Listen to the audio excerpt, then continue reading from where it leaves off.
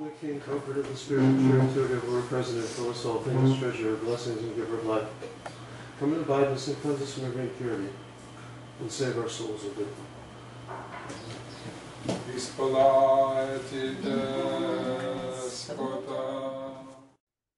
Okay, so we got. Can you make that bigger, Vladika? My eyes Sure. cannot deal with that. Sorry. How's that? Very good. It's good. Thank you. Okay, we got through this, right? I believe we're up to chapter 5, Vladika. We're beginning chapter 5 today. That's what I thought. Good.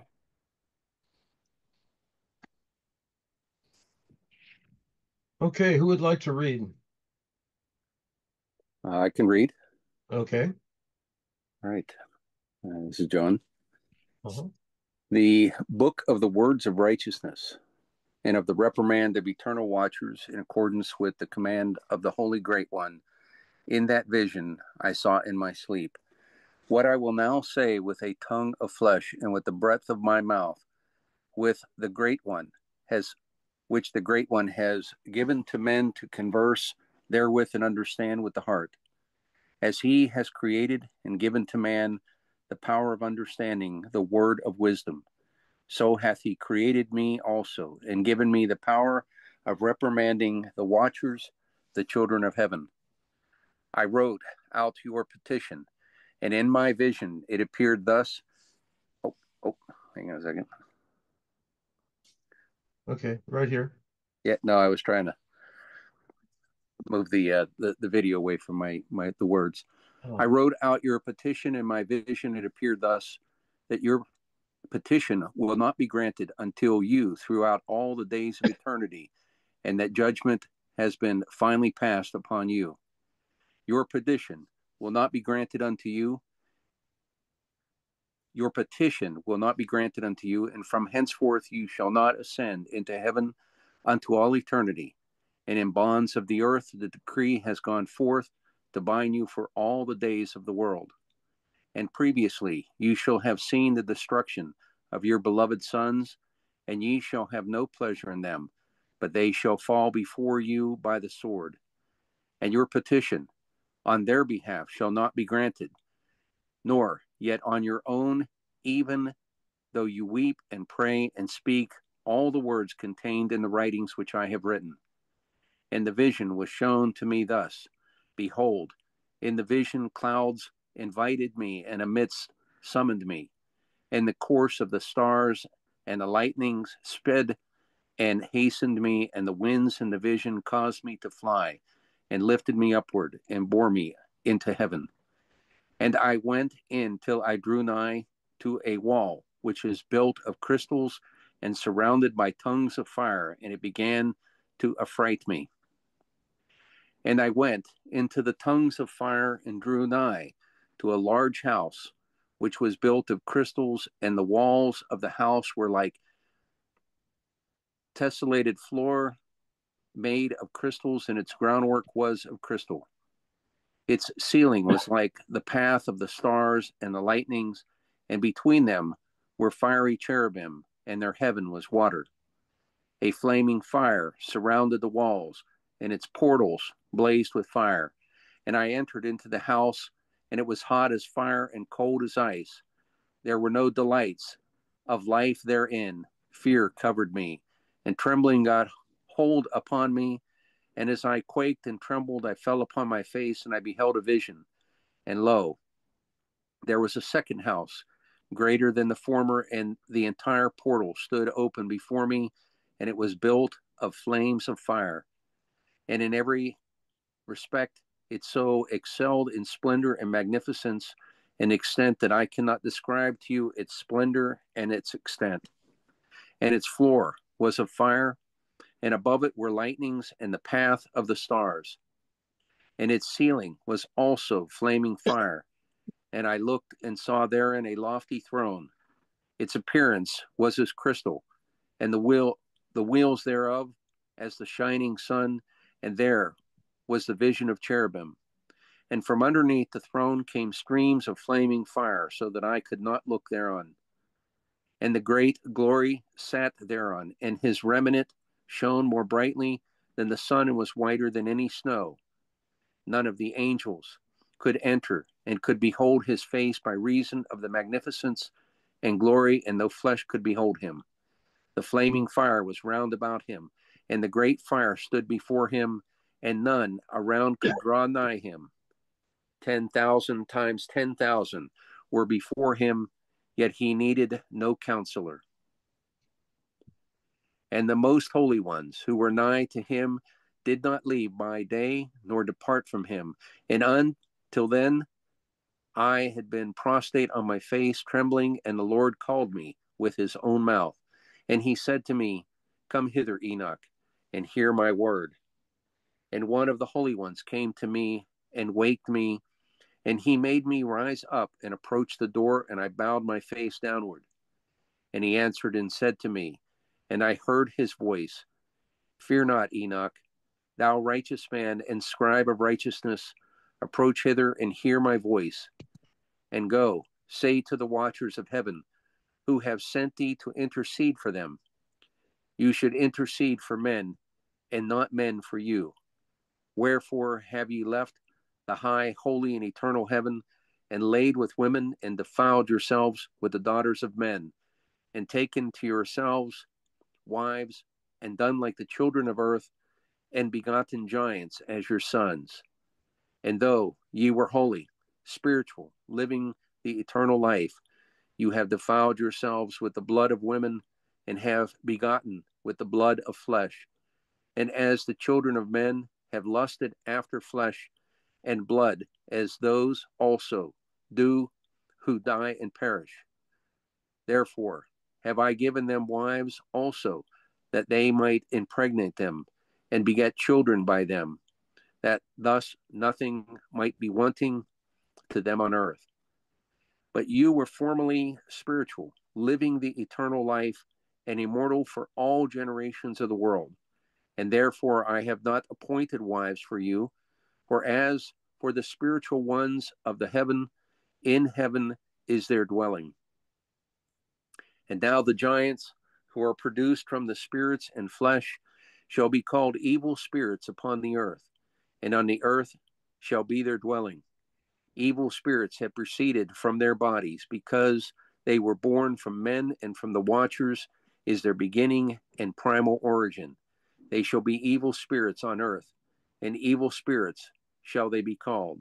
And the spirits of the giants afflict, oppress, destroy, attack, do battle, and work destruction on the earth, and cause trouble.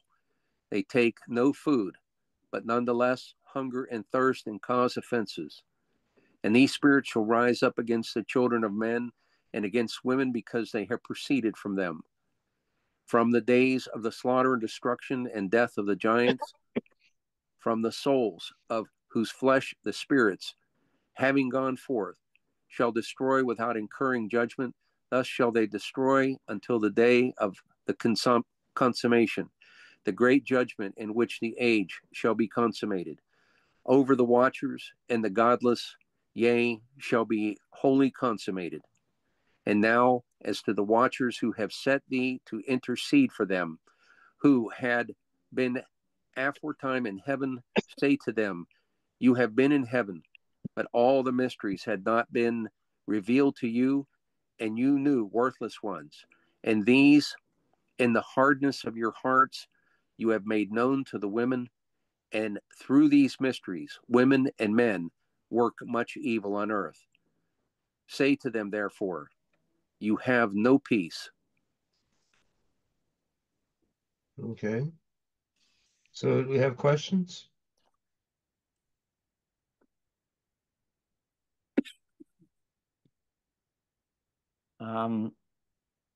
We'll probably get to it, but it seems I was confused about whether the giants are the evil spirits, or the evil spirits are coming from the giants.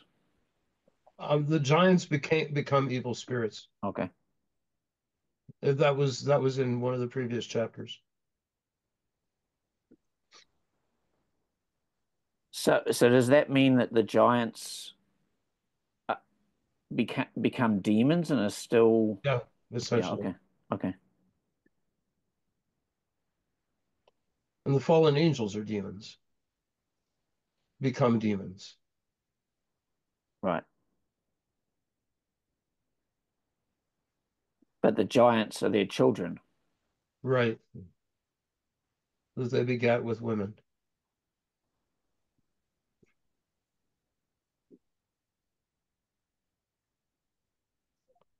So this beginning is, um, Enoch goes to rebuke the Watchers being these angels who had been assigned to watch over the earth, and they fell. Um, and having fallen, they were imprisoned by Michael, Uriel, Raphael, and so forth. And then and Gabriel, and um, they asked Enoch to intercede for them, that they might be loosed from their bonds. And this is God's answer to them. Um, and God refuses to forgive them because they cast away, well, the fullness of, the essence of their being, and rebelled against God. And so uh, they shall never again ascend into heaven and be in bondage on the earth until the end of the world. And they shall see the destruction of their sons, the giants, um, who shall fall by the sword. Um,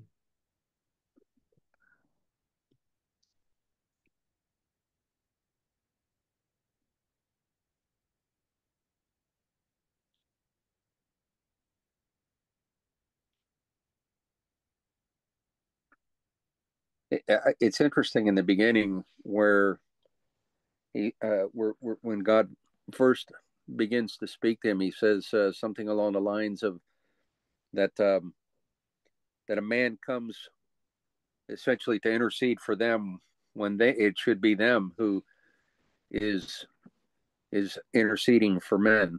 exactly.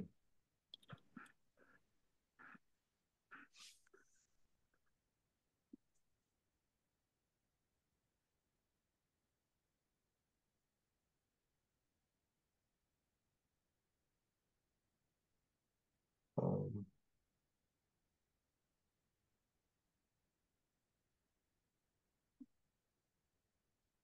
so God is pretty resolute. Then there's the vision of the two houses made of crystal.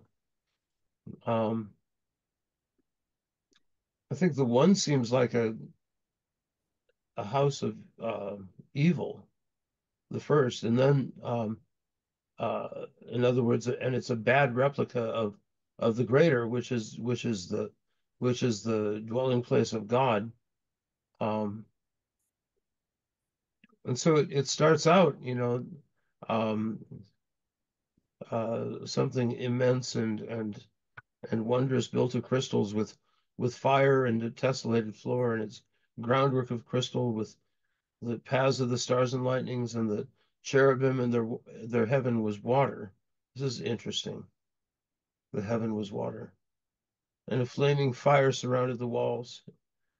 And he was able to enter, and it was hot and cold, but no delight, and was covered with fear.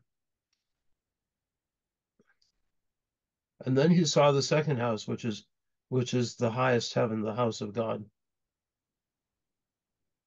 Every respect, it's so excelled in splendor and magnificence and extent that he cannot describe its splendor. The floor was a fire, and the ceiling was a fire.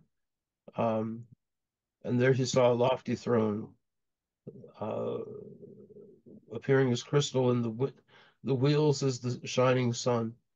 And there was the vision of the cherubim. A little bit different than some of the other visions of the throne of God. Um, and streams of fire came came forth from the throne, and God sat on it. And his raiment was like the sun. None of the angels could enter and behold his face. Um, uh,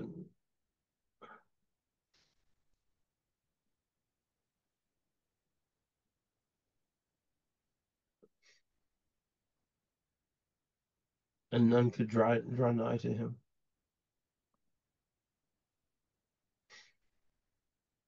And God says to Enoch,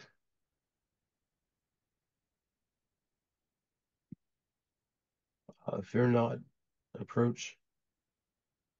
And God says to Enoch, you should intercede for men and not men for you. Or said to the watchers of heaven, you should intercede for men and not men for you. Wherefore have you left the high, holy, and eternal heaven, and lain with women and defiled yourselves with the daughters of men, and taken to yourselves wives, and done like the children of earth, and begotten giants? So he's indicting the watchers.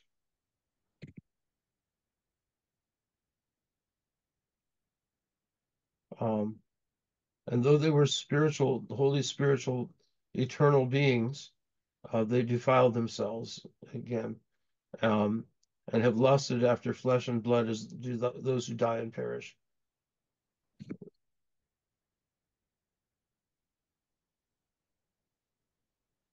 But to human beings I've given wives, so that they might impregnate them and beget children by them, that thus nothing may be wanting to them on earth. But you were formerly spiritual, living the eternal life, and immortal. And there's a Hebraism here, in that these various lines and various things are repeated, because ultimately this was an oral teaching, and this was a mnemonic device. And here, now the giants who are produced from the spirits and flesh, in other words, from the union of the watchers and women, shall be called evil spirits upon the earth, and on the earth shall be their dwelling. Evil spirits have proceeded from their bodies, because they're born from men, and from the watchers is their beginning and primal origin. They shall be evil spirits on earth, and evil spirits shall they be called. The spirits of the giants afflict, oppress, attack, destroy, do battle, and work destruction on earth, and cause trouble. They take no food, and nevertheless are hungry and thirsty, and cause offenses. In other words, this is a description of what the life of the evil spirits is. And these spirits shall rise up against the children of men and against the women, because they have proceeded from them. From the days of the slaughter and destruction and death of the giants, from the souls of whose flesh the spirits, having gone forth, shall destroy without incurring judgment. Thus shall they destroy until the day of consummation, the great judgment in which the age shall be consummated over the watchers and the godless. The age shall be wholly consummated. And now as to the watchers who have sent thee to intercede for them, who had been aforetime in heaven, say to them, you have been in heaven, but all the mysteries had not yet been revealed to you. And you knew worthless ones, and these in the hardness of your hearts you have made known to the women, and through these mysteries women and men work much evil on the earth. In other words, it's talking about all of these things like metallurgy and weapons and herbology and astrology and all the other things and jewelry and makeup and all of these things that were brought by the watchers. So to summarize, Question. yeah, It keeps saying that they took wives. Does this mean that this was actually through some sort of marriage ritual? no, it doesn't. No, they Okay. they took women and had sex with them. I mean, based No, on what God is saying here, it doesn't seem like even a marriage ritual would have saved them anyway from any of no, this stuff. not at So all. No, how do you do a marriage ritual for an angel? I have no idea.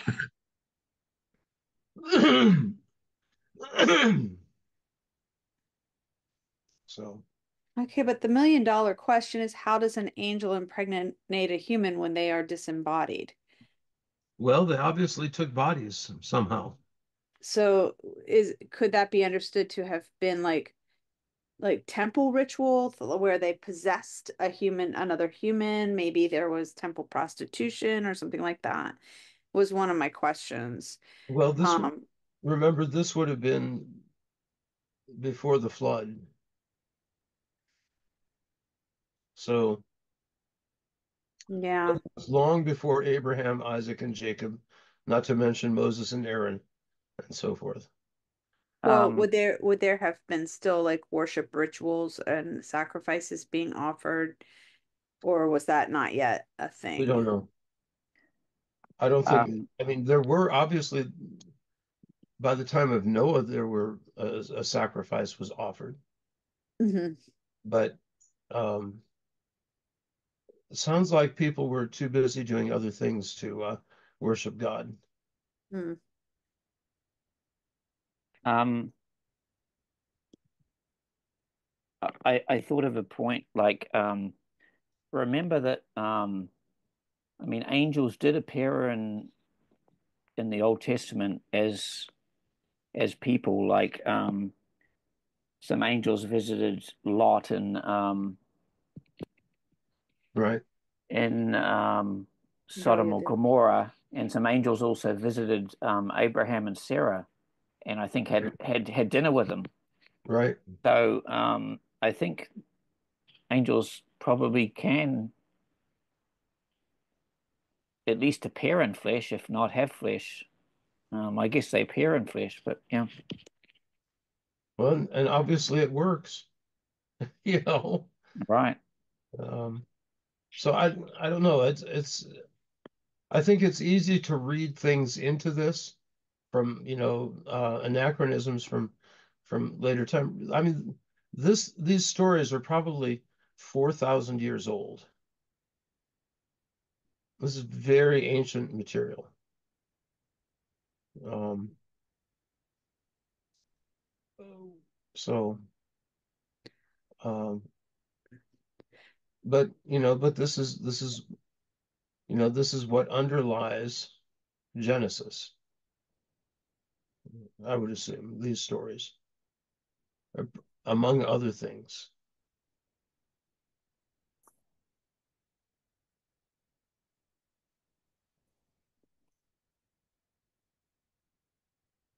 Well, here it says in this first verse, angels took and brought me to a place in which those who were there were like flaming fire, and when they wished, they appeared as men.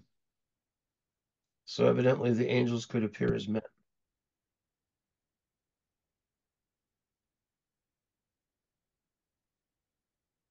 But I think remember, this is mythology. It's important not to reify it too much.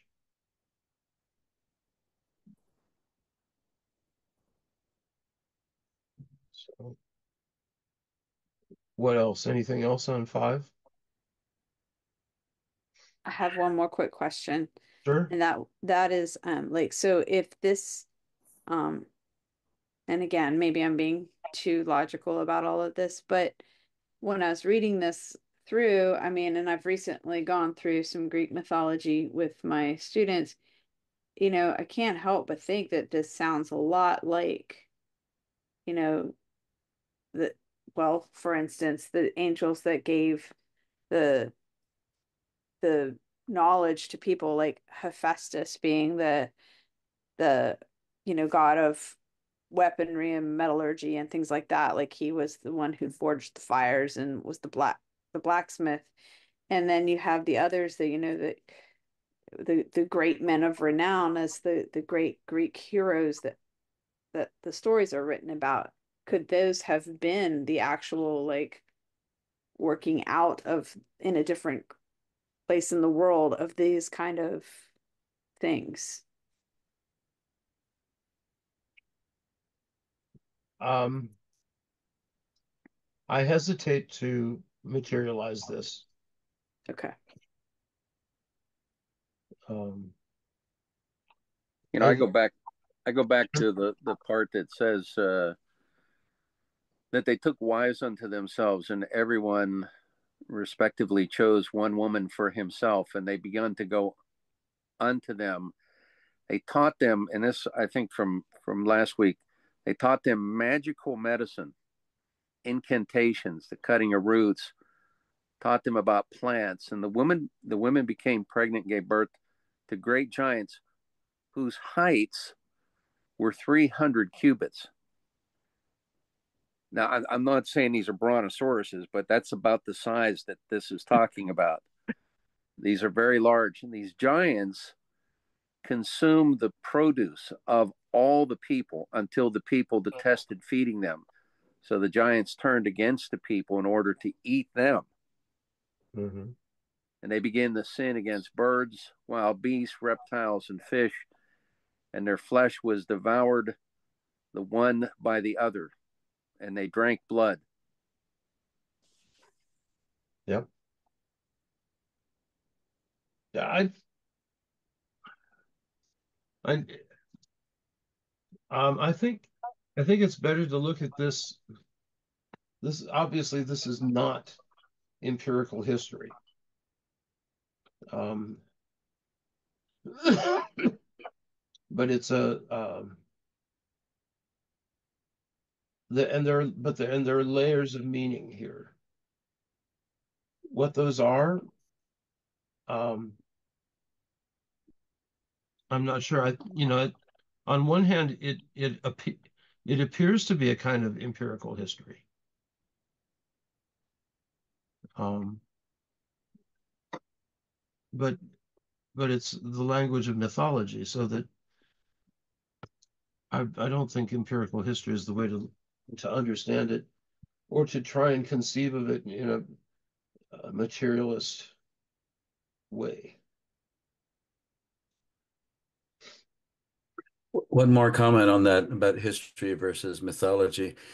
A, a thought that continues to interest me is that the whole idea of giants is a very widely held mythology across cultures, across peoples, across continents.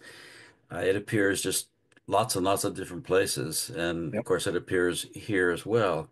And uh, I asked Google whether anybody historically has ever found evidence of giants, and the answer is no. So that to me is an interesting, contradiction that despite the fact that the mythology is so widely spread, the anthropology or the history doesn't seem to back it up.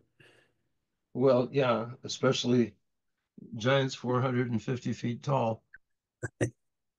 Um, but quite frankly, I mean, just look on the internet. I mean, you've got all these stories of, giant skeletons being found and all of this stuff, and undoubtedly there's something there because it's all over the world, and maybe there were some, very, very big humans at one time, but Yeah, I um, see. Meg has put something in the chat about that as well, I think. uh-huh. Um, let's see.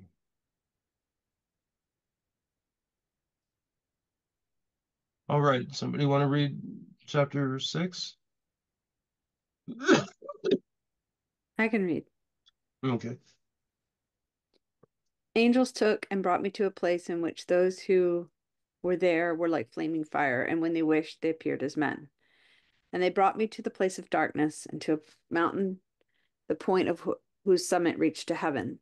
And I saw the places of the luminaries and the treasuries of the stars and of the thunder, and in the uttermost depths where a fiery bow and arrows and their quiver and a fiery sword and all the lightnings. And they took me to the living waters and to the fire of the west, which receives every setting of the sun. And I came to a river of fire, in which the fire flows like water and discharges itself into the great sea towards the west. I saw the great rivers and came to the great river and to the great darkness and went to the place where no flesh walks. I saw the mountains of the darkness of winter and the place whence all the waters of the deep flow. I saw the mouths of all the rivers and the earth and the mouth of the deep.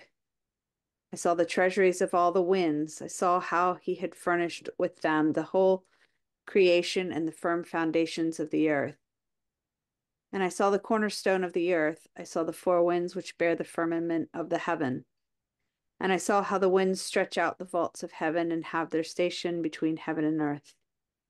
These are the pillars of the heaven.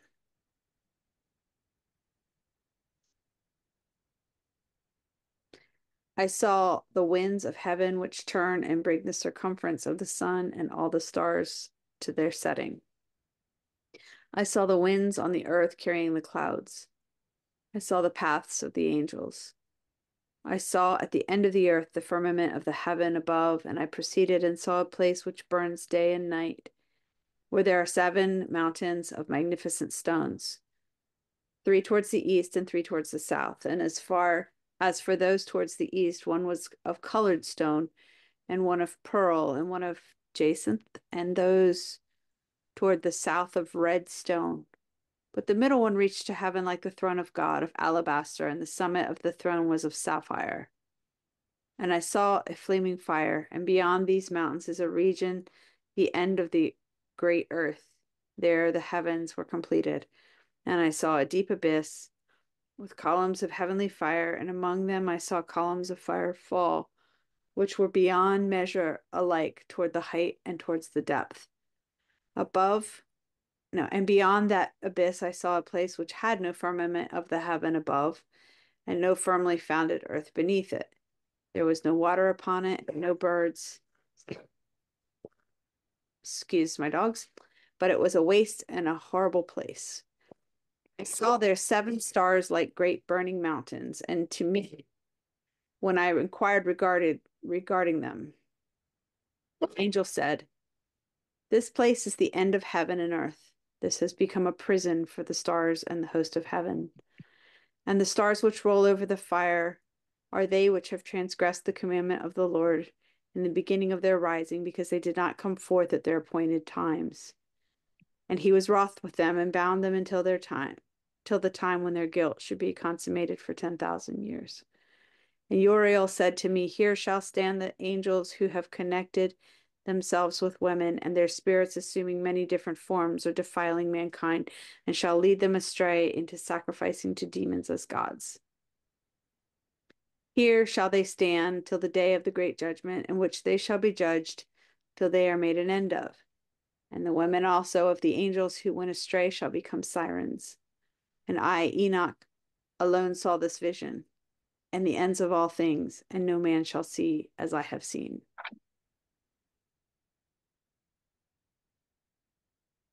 Okay, so this is like a preview or prologue to the next major section of the Book of Enoch, in which is a tour of the heavenly places and of where the fountain of the rivers and where the waters and the snow and the ice are stored, and all of these things, and all the various parts of the earth and of the heavens.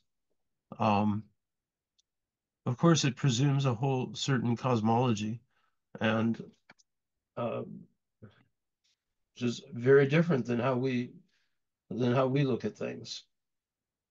But this is, as I said, this is thousands of years old. And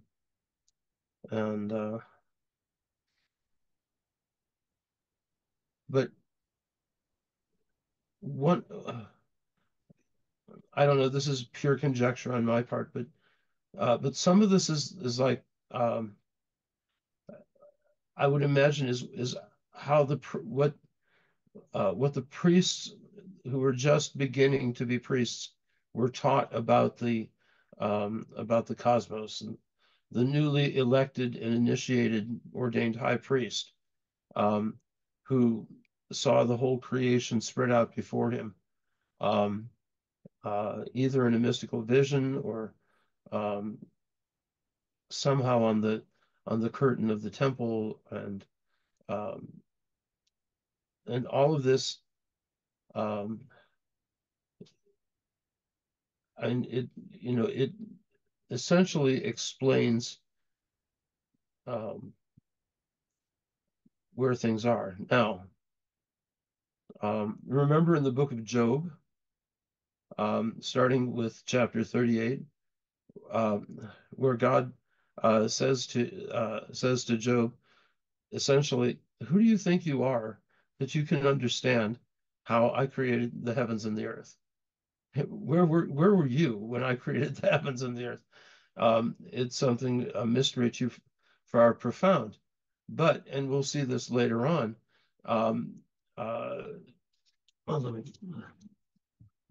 grab the.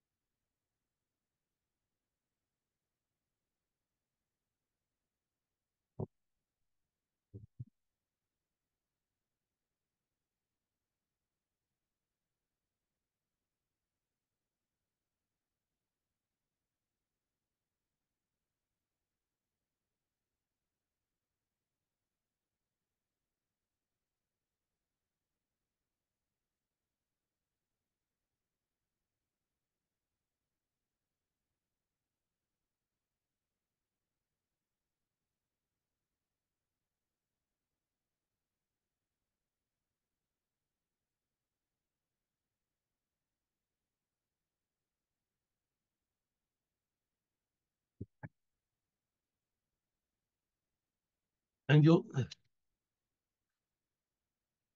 see later on when we get into the next section, where there's a parallel here. So this is Job 38.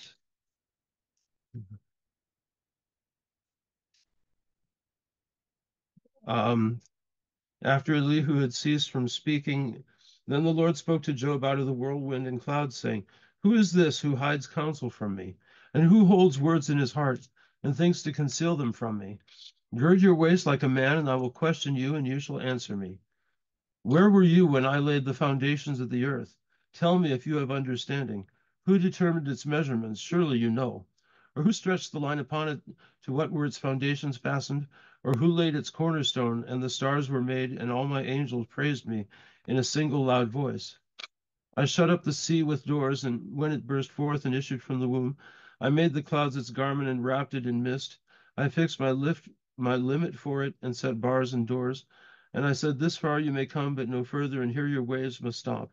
Did I order the morning light in your time, and did the morning star see its appointed place, to lay hold of the ends of the earth and to shake the ungodly out of it?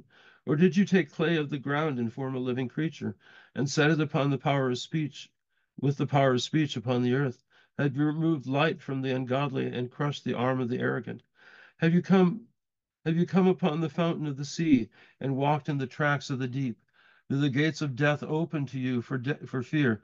And did the doorkeepers of Hades quake when they saw you? Have you been instructed in the breadth of the earth under heaven? Tell me now, what is the extent of it? What kind of land does the light dwell in? What kind is the place of darkness? If you would bring me to their boundaries, and also you understand their paths, then I know you were born at that time, and the number of your years is great.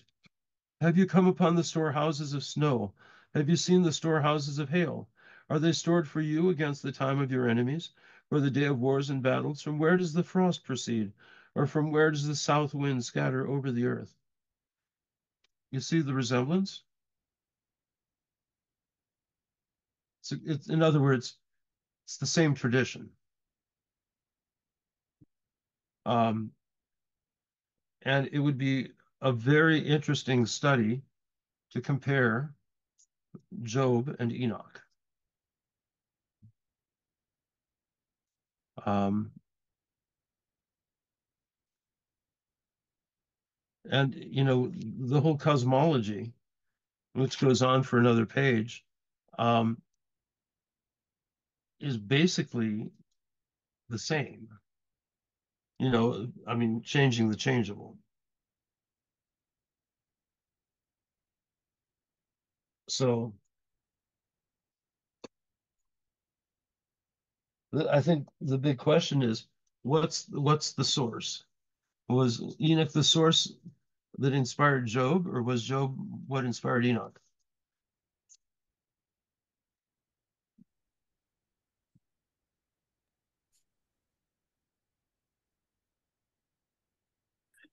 Similar question regarding Genesis. Is Uh, Genesis prior to Enoch or vice versa, or do we know? when it was written, I don't. Yes. Yeah. I mean, if you want to go strictly by the tradition, Moses wrote Genesis, Exodus, the Torah, and but if you go by the same tradition, Enoch was written by the seventh from Adam, who was way, way thousands of years before um, uh, Moses. What I find fascinating is that the cosmology of Genesis actually is very structured and, fairly consistent with what we know about cosmology today, as opposed to Enoch, which is much more chaotic in Right, terms of.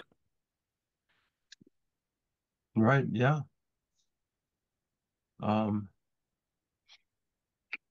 Maybe it's saying it similar to what you were saying, but as we're reading Enoch, it reference to Job 38.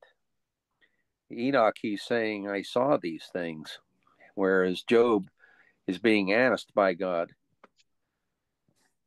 you know, were you there to see this? mhm. It is a very interesting contrast. Yeah. Basically, though, um, it's the same tradition, Mm-hmm. um, the same kind of ideas, same kind of form. Um, Alex, it's interesting what you mentioned that Enoch is more chaotic, but Genesis is a more organized form or more organized. So maybe Enoch precedes Genesis, and that doesn't mean the whole book precedes Genesis. It means these traditions that are written down, because you got to remember that all these ancient texts first were part of completely oral tradition, and only later were written down.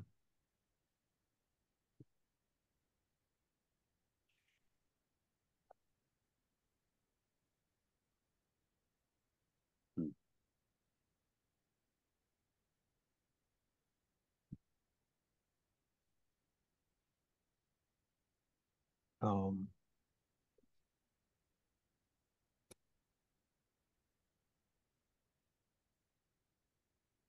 it's a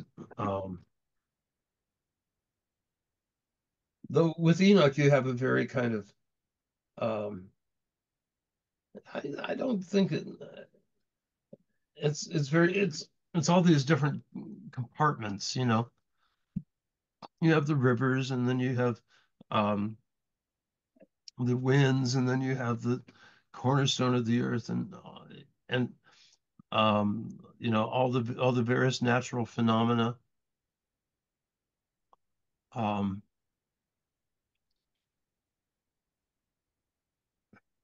and then this is interesting in 12. I saw the winds on the earth carrying the clouds. I saw the paths of the angels. Mm-hmm. Um,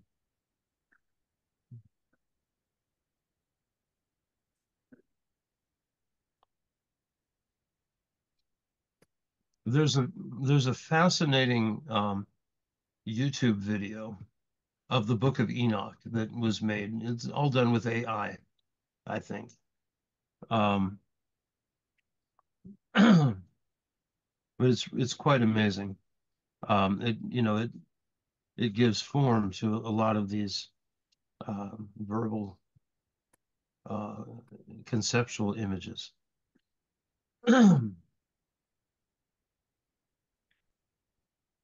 Um, but this is only a kind of a preview, and he goes into much greater detail later on in the book.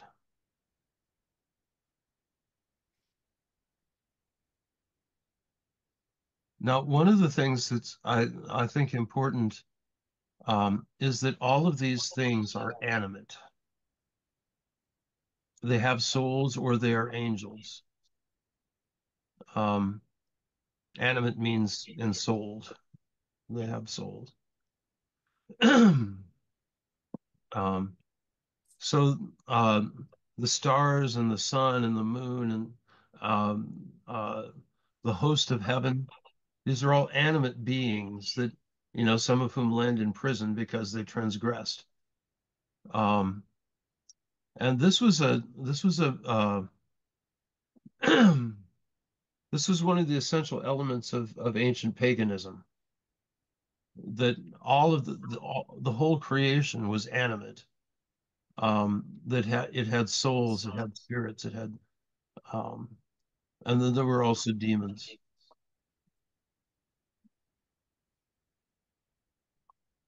Um,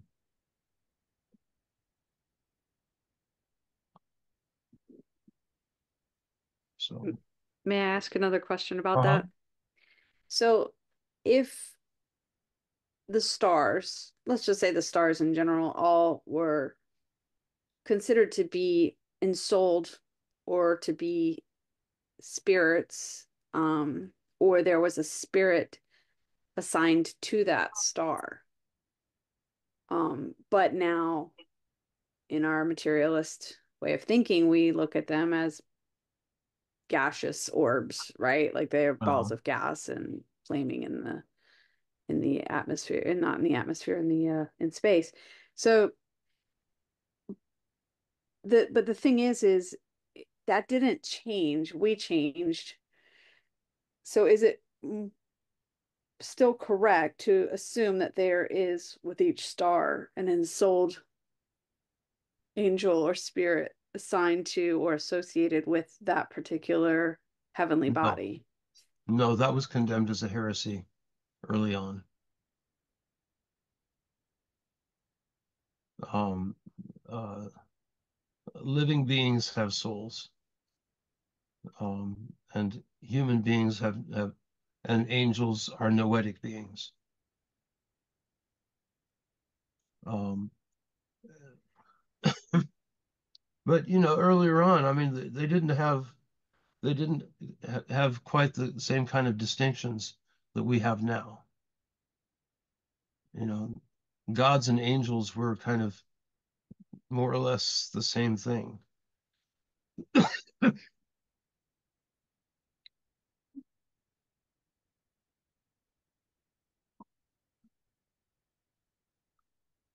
So, It's on that 18th line in chapter 6. what's that? Are there any notes on that 18th line, chapter 6 here? No, no, there aren't notes in this. At least I haven't seen notes, or I haven't seen an annotated version of Enoch. That would be a good project.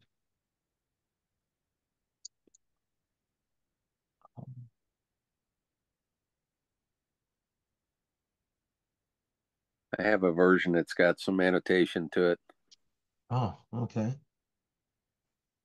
which, by the way, it does reference that Job 38, Uh-huh. and Job 36, 37. So there's a lot of good references here. Huh. What version is that? Uh, it's volume 1 from James H. Charlesworth, the Old Uh-huh. Testament's pseudepigrapha, Uh-huh. and it's got all three versions of Enoch in it. Uh-huh.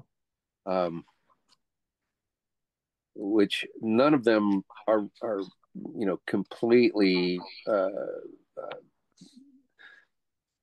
in line with the version that we're reading, but a lot of interesting notes associated with it, Uh-huh. footnotes and annotations and so on.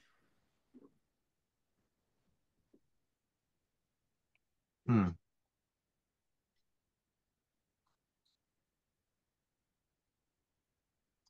Well, when you come by tomorrow, bring that. I'd like to see it.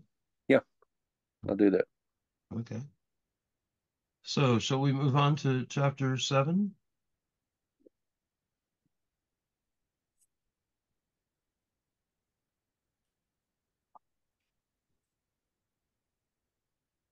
Yes. Who wants to read?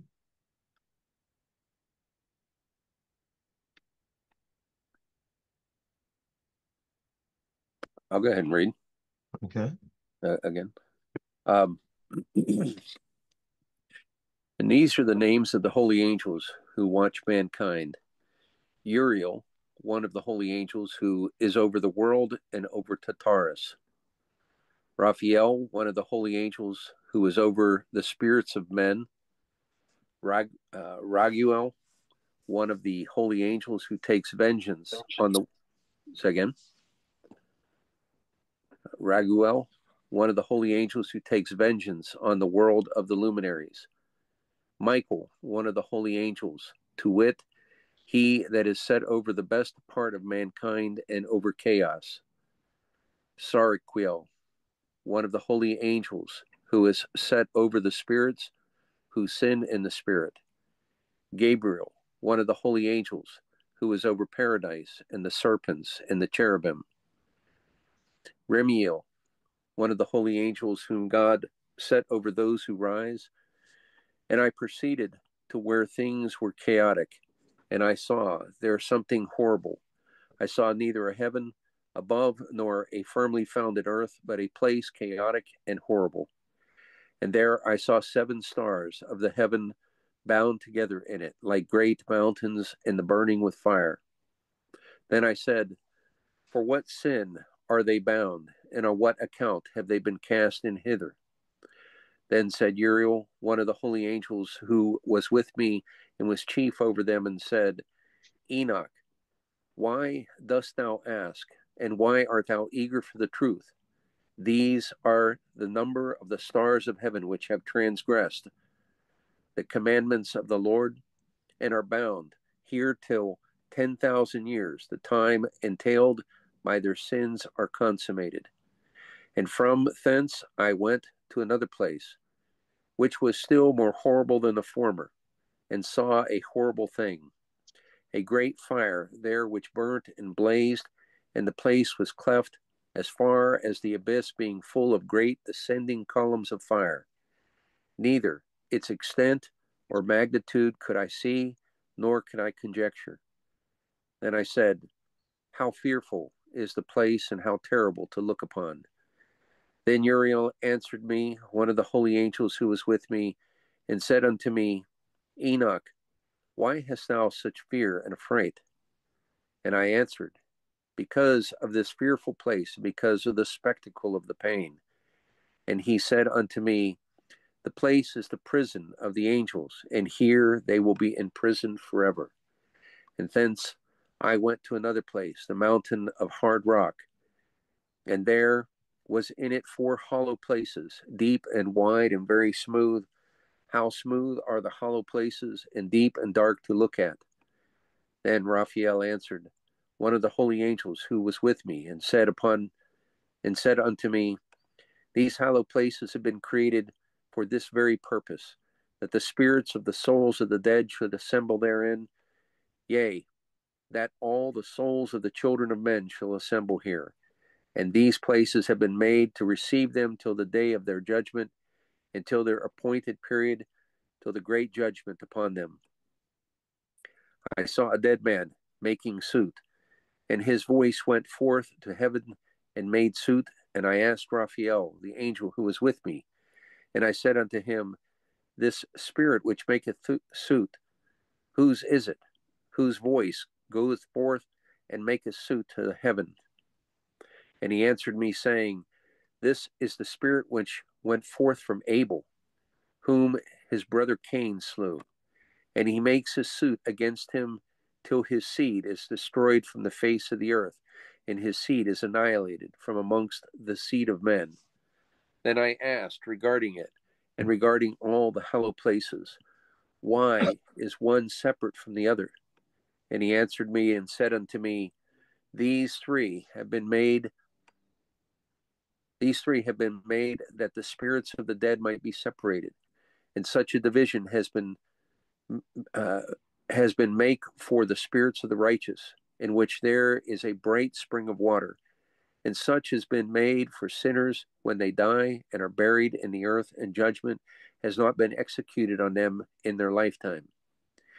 Here their spirits shall be set apart in this great pain till the great day of judgment and punishment and torment for those who curse forever, and retribution for their spirits. There he shall bind them forever. And such a division has been made for the spirits of those who make their suit, who make disclosures concerning their destruction, when they were slain in the days of the sinners. Such has been made for the spirits of men who were not righteous, but sinners, who were complete in transgression. And of the transgressors they shall be companions, but their spirits shall not be slain on the day of judgment, nor shall they be raised from thence. Thee I blessed the Lord of glory, and said, Blessed be my Lord, the Lord of righteousness, who ruleth forever. From thence I went to another place, to the west of the ends of the earth, and I saw a burning fire which ran without resting, and paused not from its course day or night, but regularly. And I asked, saying, What is this which rests not? Then Raguel said of the holy angels who was with me, Answer me, and said unto me, This course of fire which thou hast seen is the fire in the west, which persecutes all the luminaries of heaven. And from thence I went to another place of the earth, and he showed me a mountain range of fire which burnt day and night. And I went beyond it, and saw 7 magnificent mountains, all differing each from the other, and the stones were magnificent and beautiful, magnificent as a whole, of glorious appearance and fair exterior. 3 towards the east, one founded on the other, and 3 towards the south, one upon the other, and deep, rough ravines, no one of which joined with any other. And the 7th mountain was in the midst of these, and it excelled them in height, resembling the seat of a throne, and fragrant trees encircled the throne. And amongst them was a tree such as I had never yet smelt, neither was any amongst them, nor were others like it. It had a fragrance beyond all fragrance, and its leaves and blooms and wood wither not forever, and its fruit is beautiful, and its fruit resembles the dates of a palm. Then I said, How beautiful is this tree, and fragrant, and its leaves are fair, and its blooms very delightful in appearance.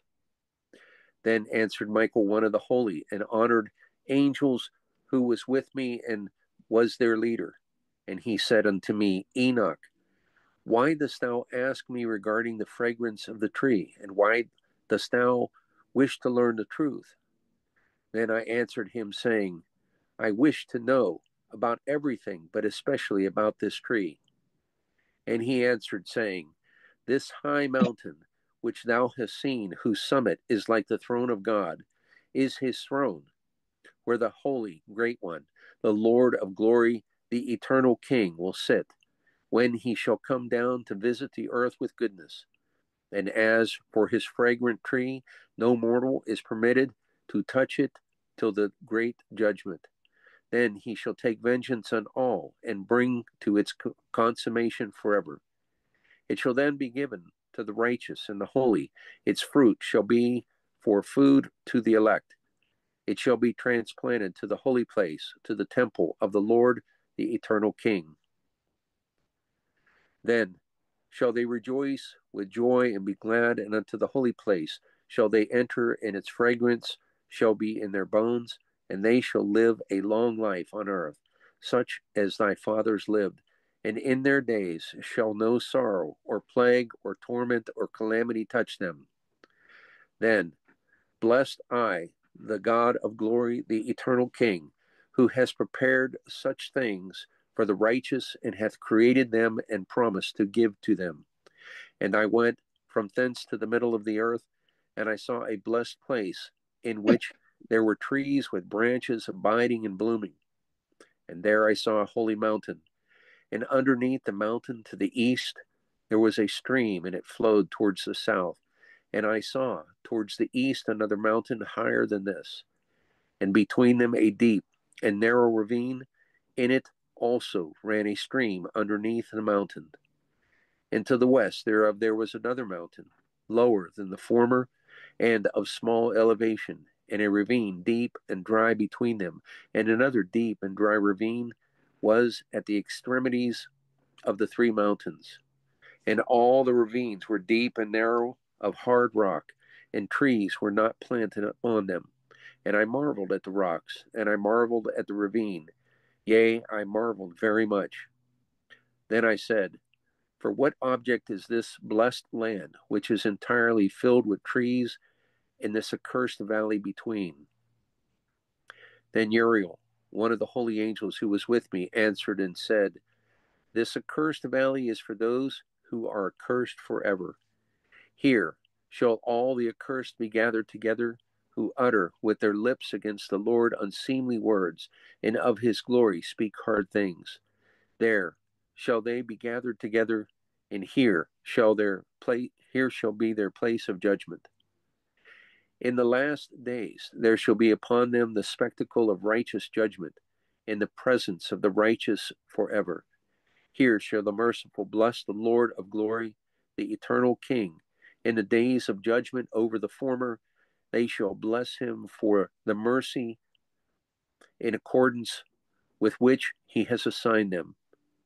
Then I blessed the Lord of glory, and set forth his glory, and lauded him gloriously.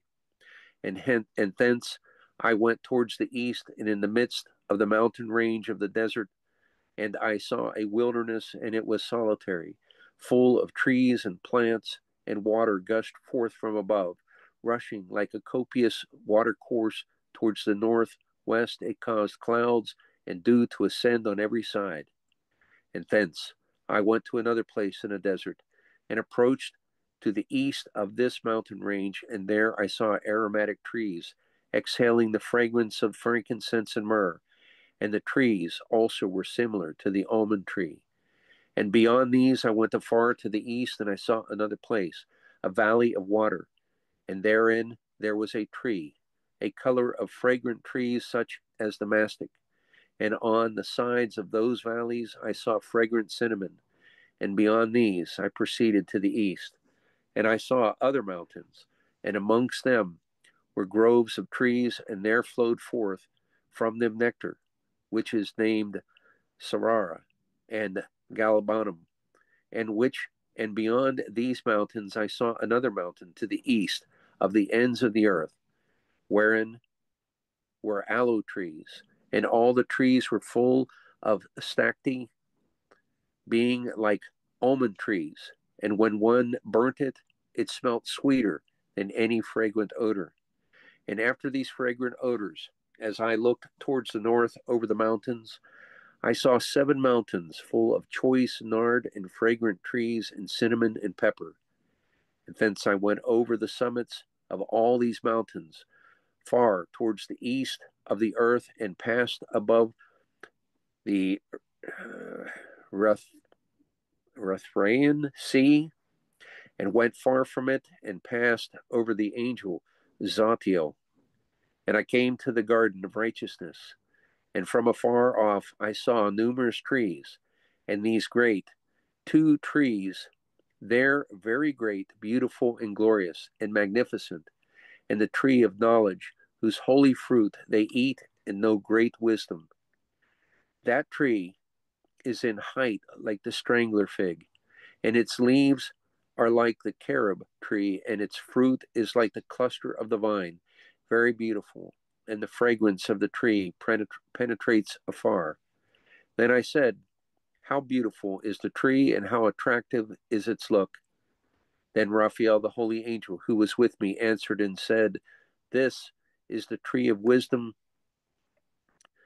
of which thy father, old and thy aged mother who were before thee had eaten, and they learnt wisdom, and their eyes were opened, and they knew that they were naked, and they were driven out of the garden. And from thence I went to the ends of the earth, and saw their great beasts, and each differed from the other, and birds also differing in appearance and beauty and voice, and one differing from the other. And to the east of those beasts I saw the ends of the earth, wherein the heavens rest, and the portals of heaven opened. And I saw how the stars of heaven come forth, and I counted the portals out of which they proceed, and wrote down all their outlets of each individual star by itself, according to their number and their names, their courses and their positions, and their times and their months, as Uriel, the holy angel, who was with me, showed me. He showed me all things to me and wrote them down for me. Also their names he wrote for me, and their laws and their companies. And from thence I went towards the north to the ends of the earth, and there I saw great and glorious device at the ends of the whole earth.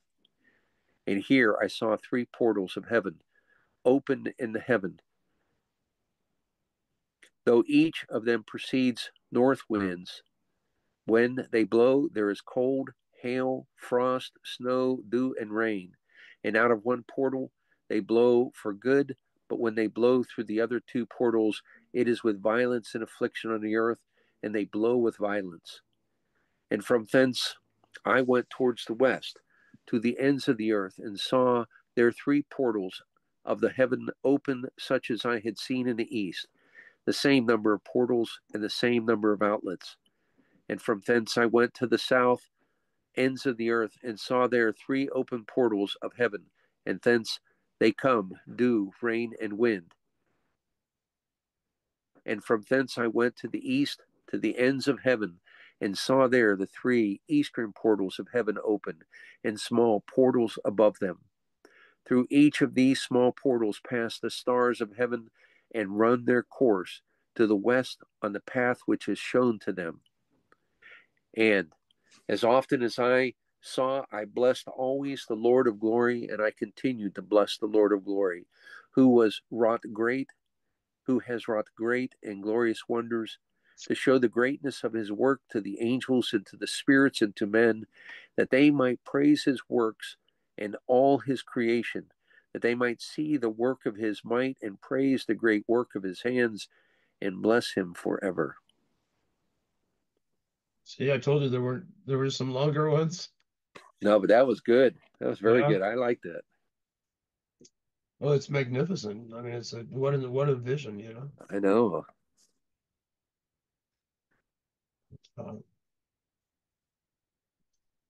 So you notice in the Old Testament they don't. There's no enumeration of the angels like this, and part of that is because the Sadducees, who were the ones in charge of the temple, did not believe in angels, and so it's surmised that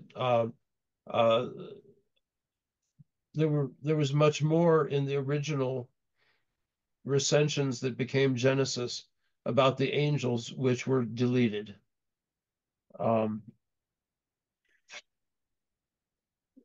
Remember, Rabbinic Judaism synthesized not only the religion of the Pharisees, but also of the Sadducees, and so they had and who were also the scribes, and they had so there a lot of this kind of material is not found in the Old Testament. Although Michael certainly makes an appearance, Gabriel makes an appearance.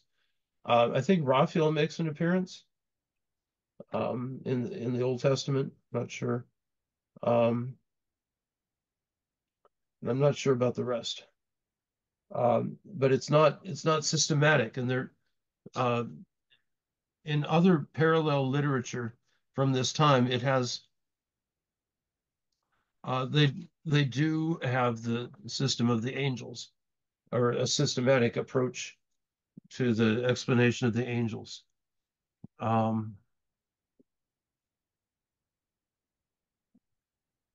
and so, and this chapter is an overall picture of heaven and hell. Um, uh, and the place where um, uh, where where the seven stars are bound. Um,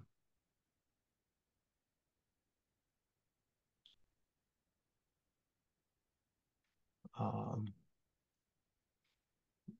and then the prison of the angels, and then the places for the souls, and some for the souls of the righteous, and then you see the spirit of Abel, who is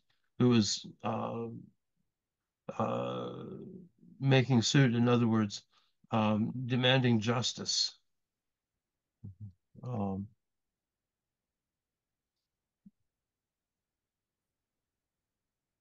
and and here it's interesting. This is not exactly your classic picture of Sheol. Um, with these divisions of the souls, that the righteous are in one place, and but then there are places for sinners, those who are buried in the earth, but judgment has not been executed on them in their lifetime. Now, we can say that judgment is executed upon us in our lifetime because of confession. We confess our sins, which is a type and a foretaste of the last judgment. So you've got the righteous, you've got um, um, those who were uh, not judged, and then you uh, have the sinners who were complete in their transgressions. Three divisions.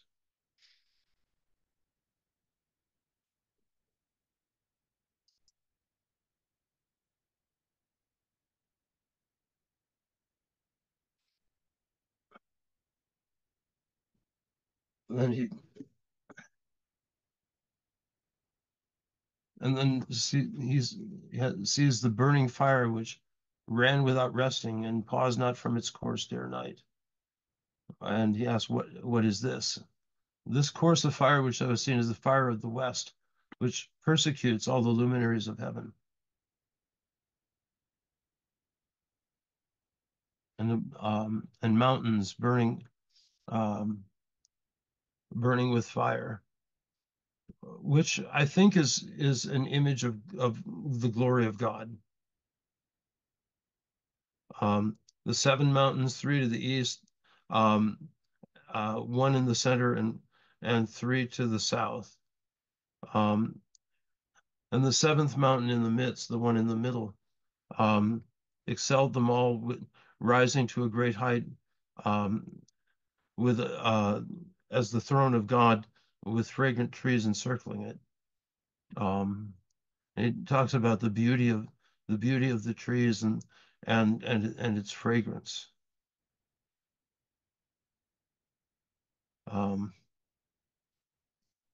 So Michael asks him, why do you want to know about all this stuff? And he says, I wish to know about everything, especially the tree. And he said, this high mountain which thou hast seen, whose summit is like the throne of God, is his throne, where the Holy Great One, the Lord of glory, the eternal King, will sit when he comes to judge, comes down to visit the earth with goodness. As for this fragrant tree, no mortal is permitted to touch it till the great judgment, when he shall take vengeance in all and bring to its consummation forever. Shall then be given to the righteous and holy. Its fruit shall be food for the elect. Shall be transplanted to the holy place, to the temple of the Lord, the eternal King. In other words, this is the tree of life. And remember, there are two trees. There's the tree of knowledge of good and evil, or the tree of wisdom, and then the tree of life.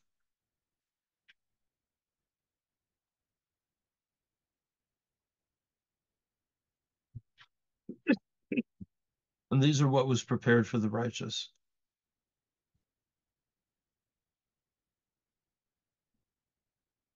And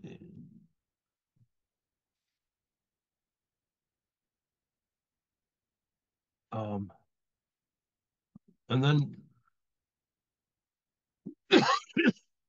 so uh,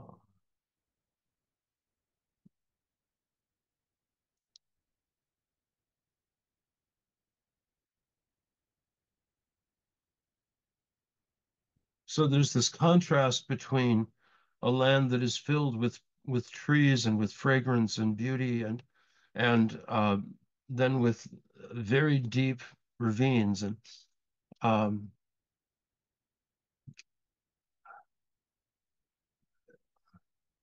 and then so Enoch asks, "What object is this blessed land which is filled entirely with trees, and this accursed valley below?" Then Uriel answers, "This accursed valley is for those who are cursed forever. Here shall all the accursed be gathered together who utter with their lips against the Lord unseemly words, and of his glory speak hard things. Here shall they be gathered together, and here shall there be their place of judgment."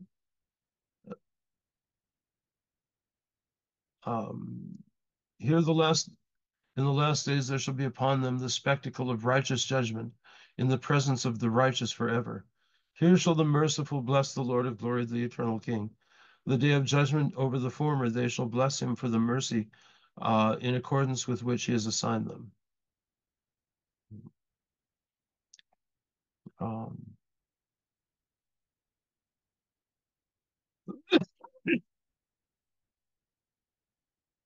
Now you can imagine that um, this was written in the desert, in these horrible ravines of rocks and great depths and what is paradise? It's a grassy meadows full of trees which bear fruit and are fragrant.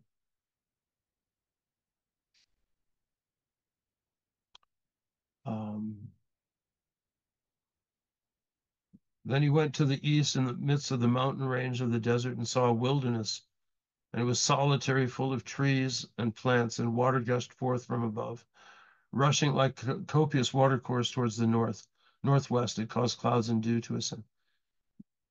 And another place in the desert approached to the east of this mountain range, with the aromatic trees exhaling frankincense and myrrh, and almond trees and cinnamon, and other mountains.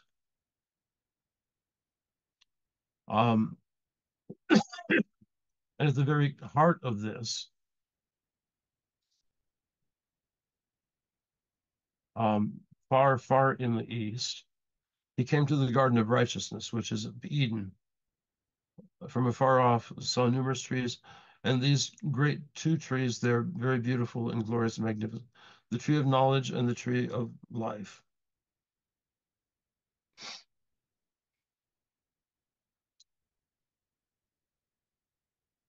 And so here Raphael, the holy angel, answered and said, "This is the tree of wisdom, which thy father of old and thy aged mother who were before thee have eaten, and they learned wisdom, and their eyes were opened. They knew that they were naked, and they were driven out of the garden." In other words, back to Adam and Eve.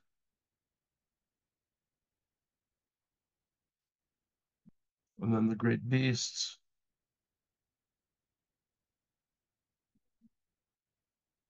And to the north, the portals of heaven.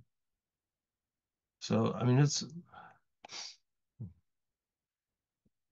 I just just trying to map this out in your mind is quite a meditation.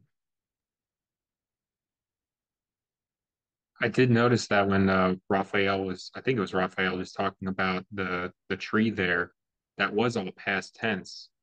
Uh-huh.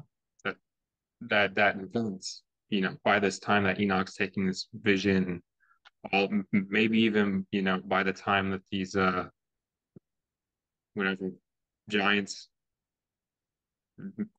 it's hard to tell exactly when, but it's definitely in past tense. Yeah. The fall of Adam and Eve.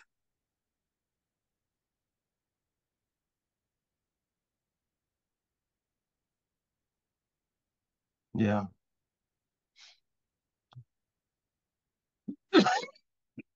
So what else? Other comments, questions?